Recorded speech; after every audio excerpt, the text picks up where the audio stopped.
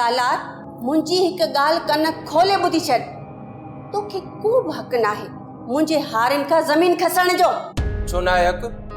आहे हक़ मूंखे। मां लाइक़ खान जो पगदार पुट आहियां। ज़मीनूं मुंहिंजूं आहिनि। इहो मुंहिंजो हक़ आहे त मां कहिड़े हारीअ खे ज़मीनूं ॾियां ऐं कंहिंखां खसियां। तुंहिंजो हिन में को बि इंटरफेयर न आहे। ओके? तोते इहा पग नाहे पई मेहरू त तूं हारनि खे चूंडी। इहा पग मूं ते आहे त मां हारनि खे चूंडियां। पगदार ई सही, पर खाता मुंहिंजे नाले आहिनि। बाबा मुंहिंजे नाले करे वियो आहे। पंहिंजा इहे खाता पाण वटि रख। मां हिननि हारनि जी अहिड़ी उपती खल लाहींदुसि, अहिड़ा डंडा हणंदोमान जो सॼी ज़िंदगी राॻ कंदा। ॾिस त कीअं तो ज़मीन तां भॼाया आहिनि। त पोइ लाइ ॾेखार कंहिं भारीअ खे हथ। मां बि ॾिसां थी। हारनि खे त मां पाणे ॾिसंदुसि ऐं ज़मीन तोखे फबाइण कोन ॾींदुसि मां। त पोइ यादि रख, कारीअर में हथ विझंदे त मां तुंहिंजा हथ ई कटे छॾींदसि। ॿूटियूं करे छॾींदसि तोखे। चङो, ॾिसूं था त इहा बर्बादी कंहिंजी थी थिए ऐं इहे ॿूटियूं कंहिंजियूं थियूं थियनि। तूं बर्बाद थींदे, छो त तो पंहिंजे पीउ सां ऐं मूंसां धोखो कयो आहे, जंहिं तोखे जीअ में जायूं ॾिनियूं। कुझु बि थी, ज़मीन छिके वठंदोसि आहियां। इहो मुंहिंजो ज़िद आहे।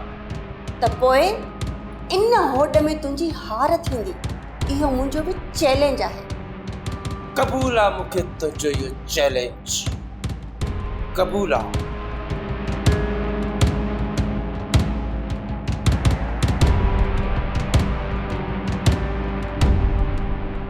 चाचा मलूक, मुंहिंजी ॻाल्हि त ॿुध। तोखे ख़बर बि आहे त असांजो सालार खान सां जहिड़ो थियल आहे त बि तूं उन जे सॾ ते वियो। मूंखे ॿुधाए त सही, तो ईअं छो कयो तो ईअं? पुट, जे वञ तॾहिं ज़ुल्म, जे न वञ तॾहिं बि ज़ुल्म। आख़िर असीं छा त कयूं? चाचा तव्हां ग़लति कयो आहे। हू इन ॻाल्हि ते लही आयो आहे जो हाणे माण्हू बि माराईंदो। हाणे सालार खे माण्हू माराइण कोन ॾींदासीं। हाणे इहो कोहर मरंदो या वरियाम मरंदो। न पुट सुल्तान, न ईअं न कजो। जेकॾहिं ईअं थियो न त वॾो फ़साद थींदो। छॾे ॾियो न लोफरनि खे। न चाचा, हाणे इन्हनि खे ईअं कोन छॾींदासीं।